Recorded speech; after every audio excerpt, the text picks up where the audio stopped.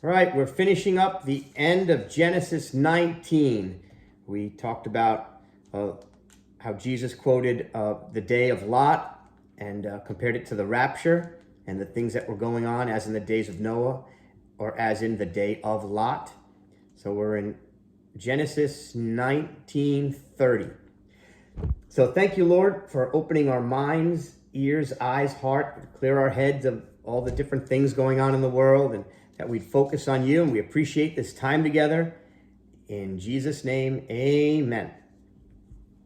Okay, so we finished up with Sodom and Gomorrah. Lot ended up in a little town named Zoar, and then actually ended up going to the mountains anyway. His wife turned to a pillar of salt. She kind of dragged behind and was, I guess, overcome with the sulfur and brimstone. And now Lot is pretty much like a disaster. Believe it or not, he is saved. He represents a righteous man. He is, I did say in the last video, he was in the hall of faith. What is it called? In Hebrews 11, he's not. He is mentioned in the New Testament, and he is quoted as a righteous man. And there's people who you question, like, righteous man? Like, why is Samson or Jephthah, I believe the name was, Jephthah did some mighty things for the Lord, but he also, when he returned home, said, whatever comes out of my house, I will sacrifice to you. And it alludes to, or some people say it definitely says, he performed a human sacrifice, which is not appropriate and something ungodly that shouldn't have done because his daughter came out of the house. And so there's some things that happen in the Old Testament that you look at, like I said, Samson or Lot, you go, really? Righteous? This is why it's difficult to think of them as righteous, because we're looking at their works, not their heart. Right? Think about that. King David did a lot of great things, but he also ran around killing a bunch of people in the desert when he was, I guess, I don't really know. He was kind of protecting Israel and battling in the desert for, I think it was around 13 years, when King Saul wouldn't relinquish the throne to him and was trying to kill him. And then he had the issue with he numbered the people. God told him, do not number the people. He did it anyway. And there was a plague that came. And then there was, of course, the Bathsheba incident where he set up Bathsheba's husband, who was in the military, to go into battle, and everyone else was going to back up and leave him there, so he got killed. And that's just terrible stuff. But it's the heart that God looks at. And that doesn't justify our sin. Doesn't mean we should lie, cheat, steal, be lustful, or anything like that. It doesn't qualify that or quantify it, doesn't make it okay. But there's grace and mercy. And I think we see that best, and I'm going to start reading soon about how Lot is debased, but how I was thinking of the prodigal son story that Jesus tells. And it's called the prodigal son, but really the dad is the main issue. And the dad represents God, who isn't waiting there to beat us up and scold us, but welcome us back, you know? Now, this is different. The prodigal son left on purpose. He wasn't a lost sheep. He wasn't lost that Jesus would leave the 99 to go out after him. This was a person who planned it and left.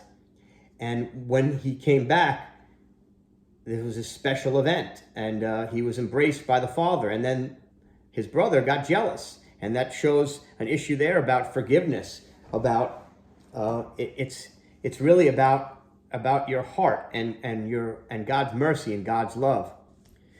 So we're up to Lot. Lot was taken from the city of Sodom and Gomorrah area by the angels.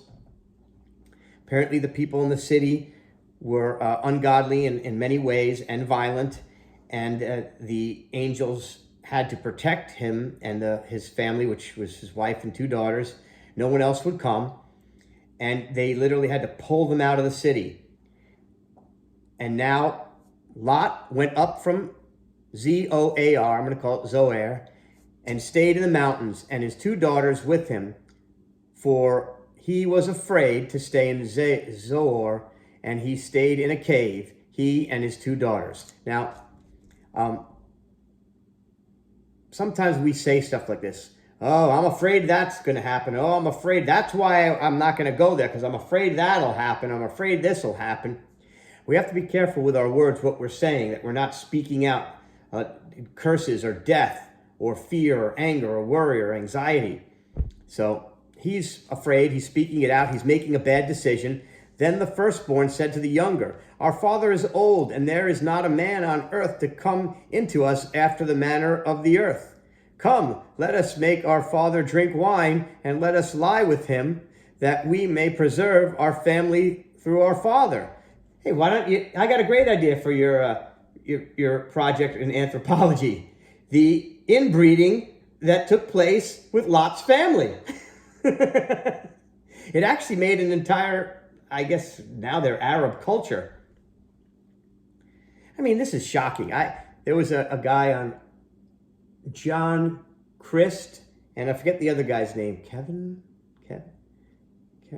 Two guys, these two comedians on YouTube did a video, and they're talking about things in the Bible that were funny, and one of them brought this part up. And this is pretty wild. Imagine reading this as a kid. You know, it's not in the Precious Moments Bible, this part. So they made their father drink wine that night, and the firstborn went and lay with her father, and he did not know what had happened when she lay down or when she arose. On the following day, the firstborn said to the younger, behold, I lay last night with my father. Let us make him drink wine tonight also. Then you go and lie with him, that we may preserve our family through our father. You know, I'm pretty sure there were other men on earth. They saw Sodom and Gomorrah get blown up. But did they really think there were no other men around? I mean, I don't know. They didn't look too hard, did they? So they made their father drink wine that night also. And the younger arose and lay with him, and he did not know when she lay down or when she arose.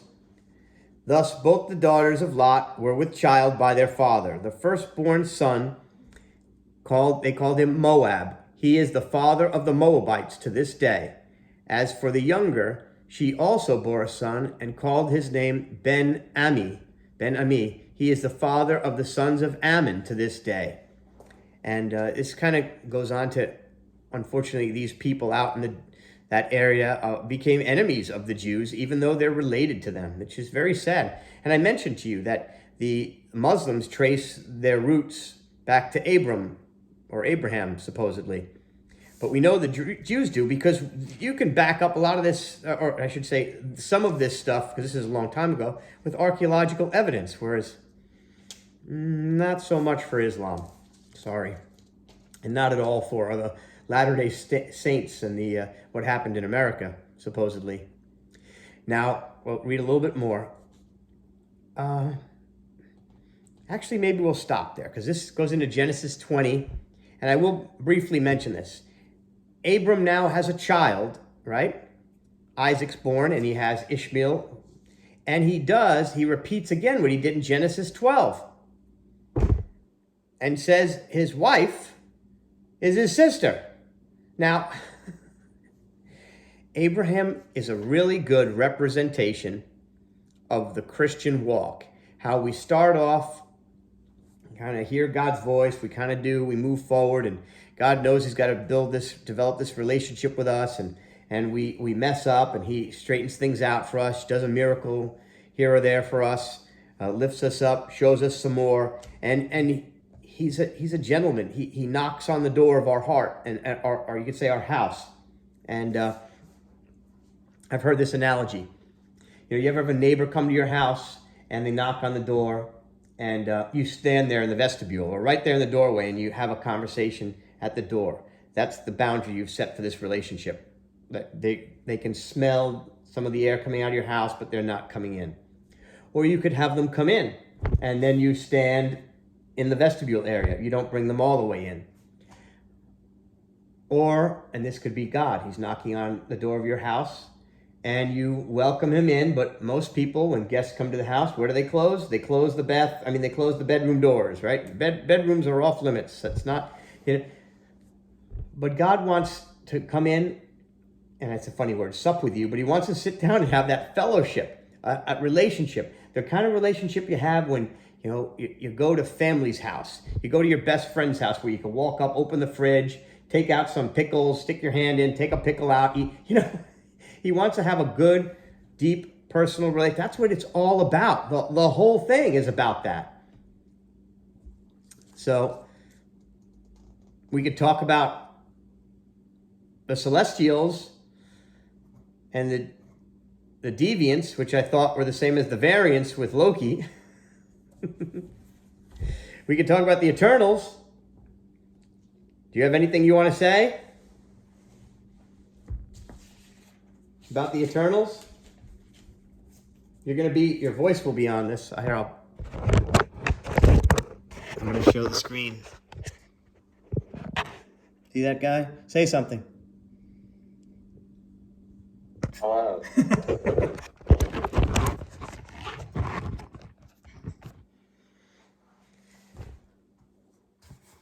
So, are we going to talk about the Eternals or what? Do you have anything to say? All right, I'll say some stuff, then I want you to say some stuff, but you got to talk and you got to be loud. All right, so biblically, the Eternals, celestials are angels. The only angels that would be going around doing things that they're not supposed to would be fallen angels. That they fell with Lucifer. There's a theory called the gap theory that they fell before the Garden of Eden. Maybe they're from another time period. Maybe they're just created separately. We're not really told about the origin of angels or if they were part of the creation, initial creation here, if they're from something else. It's not necessary for us to know that. Like the whole redemption story focuses on, you eventually get to the Hebrews, the Jewish people, the Israelites, and God tells this story through the lives of these people over a couple of thousand years. And then he sends the Messiah, Jesus, the Christ. He's God on earth. God came down here both to bring us to him and to really experience being human. And this was all out of grace, mercy, love, but it was a gift, a present for us. Like I'm handing this to Jacob over there. And in this is all he needs for life. It's just a green page, but it's a promise book, right? It's great wisdom, but it's also billions of dollars. This is me pretending it's not God. But unless he takes this gift and opens it, right, and then accesses all of this, it's just me presenting it. It has to be accepted. And he could say, I'm not going to believe that. I am not. That's too simple. Why? I will do some good deeds and I will try to create my own book. Or if I'm going to be a bad person, I don't want any of that. I want to be bad. It's like, all right. So it's a gift that we have to accept. But the movie The Eternals, it's interesting. So they're only supposed to be involved with the human race when the deviants are involved, right? Correct?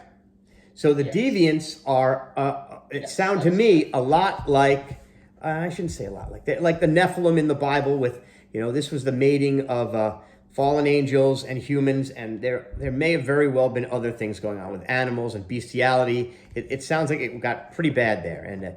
And Noah's family was the only family that was both had faith, and I guess you could say were good.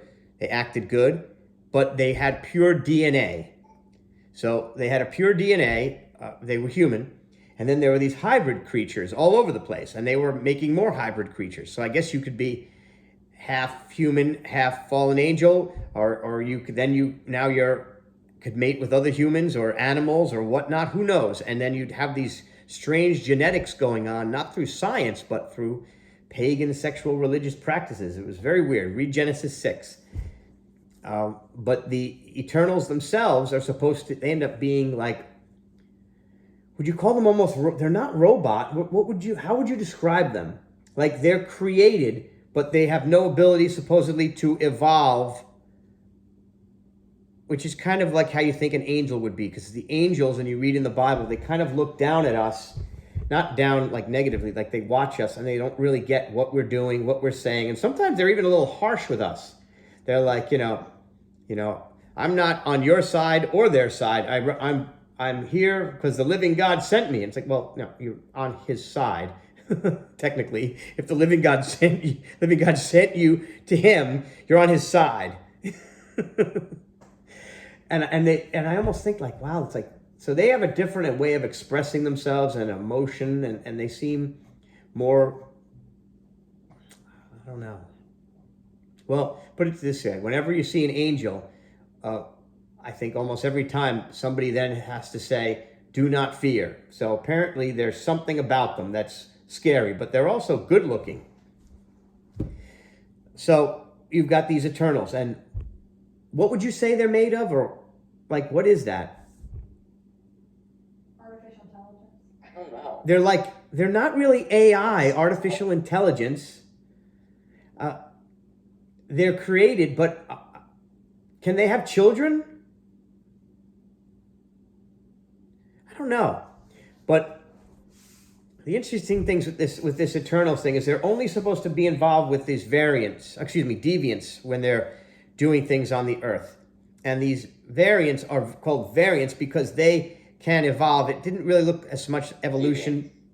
It didn't really, deviants. The deviants didn't look so much to me as evolution, like a dog evolves into a cat, which doesn't happen, but more like modifications and adaptation to whatever situation and society, they're in. They're living a long time, so they're learning and growing and developing, and apparently they're being used to slow the growth and of how much mankind how many people can live on the earth.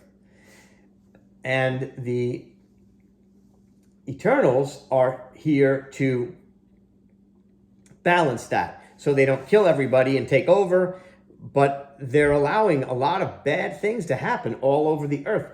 And when you read the Bible, you realize that God doesn't necessarily always come and address everybody's needs. There's something about prayer and promises in the Bible and what we speak and what we believe to how and when God moves. And they portray ultimately this picture of, what was the name of the head angel who's really God? Think about that and then yell it out. And they kind of found out the truth that they're there only for a point when these humans finally become enough, and then they're somehow used as fuel to become, for the angel, this fallen celestial, this celestial being that lives in, which sounds like the equivalent of hell, at the center of the earth, comes out, and literally comes out of the earth, like, his head pops up and breaks through the crust, and his hand over here, and giant creature. You're looking up his name? So that was pretty. Arisham. And so all these Arisham. So all these they kind of represented all different gods and religions, these Eternals, and there were some controversial things going on in there. It was kind of some twists. I felt like they kind of were making the white people out to be bad. That was kind of, you'd have to watch it yourself. Maybe you don't get that out of it as I do. They picked certain things out in history to point out as terrible things. And I found it kind of funny. They didn't pick 9/11. Oh, but that wasn't technology. They didn't pick the killing of the Jews, but they did pick Hiroshima and the atomic bomb because, what was his name? The character who helped them with technology, gave them little pieces of it. Festus. So apparently he had given them some ability to, I guess, is that splitting the atom? Or whatever happens with the atomic bomb. So I kind of get that. That was terrible. But it was a terrible thing that was happening during World War II. I wasn't there, but it sounded pretty bad. And a lot of people thought this was the end. Jesus is coming back. But at the end of it all, there was a birth of, anybody know what? The nation of Israel. The rebirth in 1948 of the nation of Israel. And in 1969, Jerusalem was retaken for security purposes back by Israel. Because apparently the countries around them were trying to invade them, and they failed, and they moved their troops and boundaries further, and to secure their own border, they took Jerusalem. And Jerusalem is going to be where everything goes down. The Antichrist deals with everything there. God deals with everything there.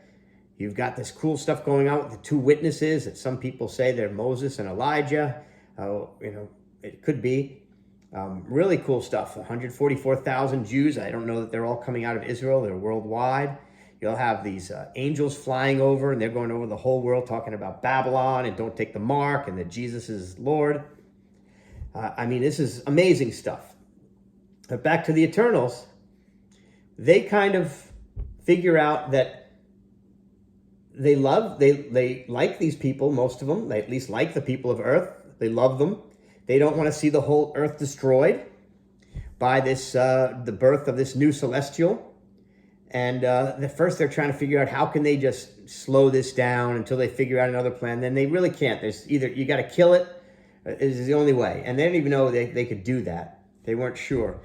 But apparently there were some serious consequences for, killing this celestial. But everybody on Earth was going to be destroyed. The entire Earth was going to be destroyed. But apparently they don't, because they somehow meld with the coming, as the celestial is coming out, right? Did you get that? They somehow were protected. And that's why they were getting protected from when he was getting turned in. I thought he was getting frozen. Didn't you? I thought they were freezing him, but he was turned into stone by Cyrus. What's her name? Do you remember her name? Cersei. She was a pretty cool character. Well, if you're a boring person, she's a pretty cool character. But really the coolest character was the guy who ended up being the bad guy. He was a pretty cool character. There could have been a whole lot more storyline. The guy, the Asian man who had what looked like the 10 rings that he could punch. I would have loved to heard more about him. The Angelina Jolie, Thena, not with an A, Thena. We mentioned it, and I'll just wrap it up in a few seconds. We mentioned this before. It was like this was a sequel, but where's the first movie? They started in the middle without enough explanation that I can't even remember most of the names of the characters. That's never good. And Marvel has not done that before. They connected all these, but some reason they felt like, we've got to get this Eternals thing out right now. We've got to confuse everybody and make them think, this is what I'm looking at, that God is bad because actually God is going to rapture all the believers off.